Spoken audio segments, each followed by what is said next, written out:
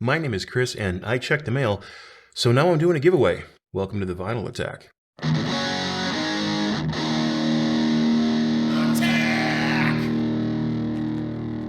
As you may have seen already on Facebook and Instagram, I've partnered up with Chris Rensman from Analog Restorations to produce custom branded cork platter mats for this very channel. If Chris sounds familiar to you, it's because I, along with several other vinyl enthusiasts on YouTube, have reviewed his products in the past and were quite impressed. When Chris brought the opportunity to have custom designed mats made specifically for me, I jumped at the chance. So, to celebrate the release of our very first design, I'm going to give away a brand new mat to one of you. But before I get into the details about that, I want to tell you a bit more about why I'm more than happy to have my name attached to these mats. Yeah, I'm going to make you sit through a little bit more of this video, but I think you'll be interested in learning about these mats, as they're not just a product I'm trying to push for profit, but they are indeed quality mats that you might consider for your turntable to upgrade and improve your setup. Firstly, the quality of the cork is paramount. The cork used in these platter mats is imported from Portugal. While that might sound exotic, it's actually where the majority of the world's cork comes from. Concerning the quality though, a lot of cork is ground up from young, premature trees, mainly the bark, and then sent to places like China where fillers are added like sawdust. The younger cork means that it lacks density, as the more dense cork is located several rings deeper into the bark, which you just won't find on a younger tree. However, it is cheaper to produce and it doesn't take as long to manufacture this younger, inconsistent cork, so you'll find that in many products on the market which use it, such as some inferior platter mats, then they start off with a deficit. The problem here is that the subgrade cork is processed with gaps and irregularities across the surface and more importantly inside the core. This leads to a density that is inconsistent and not adequate for proper damping in a hi-fi application. The mature cork used to make the analog restoration mats, however, is purposefully aged, processed, and selected in Portugal, then sent to Chris's manufacturer here in the US. This smaller run facility precisely cuts the cork into the specifications that Chris has requested. These mats are just under the 12-inch diameter of a standard record, making it easier to lift your LPs without lifting the mat as well. The thickness of the mat at 3 mm will work very well with most turntables without a vertical tracking adjustment, as it matches the height of your stock mat more closely. The finished side of the cork is sanded and the image is dyed into the mat, leaving a surface that touches your record smooth and non-abrasive. These mats are ideal for almost any turntable that uses one, and at $26, they're also affordable.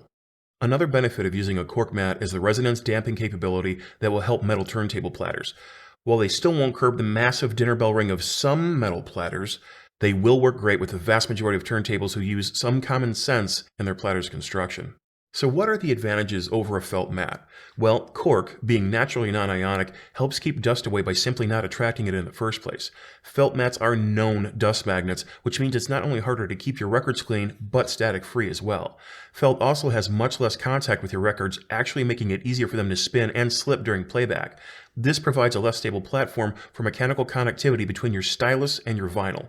What about rubber then? While rubber is certainly an upgrade to felt in my opinion, it's still problematic in its sound performance, as they can overly dampen the record and cause a decrease in dynamic range. Less dynamic range, less musical excitement. They're also still prone to harboring static, although they are easier to clean and maintain over felt. Some of you might be curious about acrylic mats. This is just a hard no.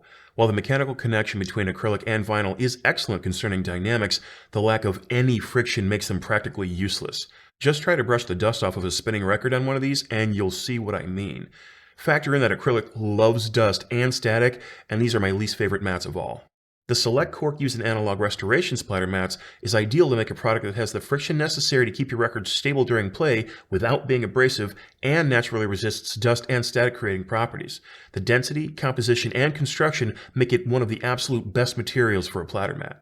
On a personal note, one of the many things that I like about Analog Restorations and partnering with them is that they're aimed at providing quality products to you.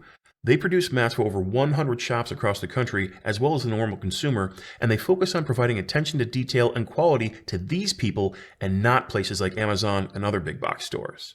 Unfortunately, at the moment we are only able to offer shipping to the US and potentially Canada. That's in the works. It's something I'm working on rectifying, but in the meantime, if you would like your chance to win one of these fine platter mats, I will ship it to the winner anywhere in the world. To enter, all you need to do is include the word cork in a comment below. I'd love to hear what turntable will be the home to this brand new mat, but that's not necessary. Just put the word Cork in a comment and you're entered. It's that easy. I'll pick a winner at the end of this month, which is currently February of 22 for all of you future viewers, and announce it in a video. Thanks as always to my patrons for helping to support this channel. Thanks to you for stopping by to watch, and I'll see you on Sunday.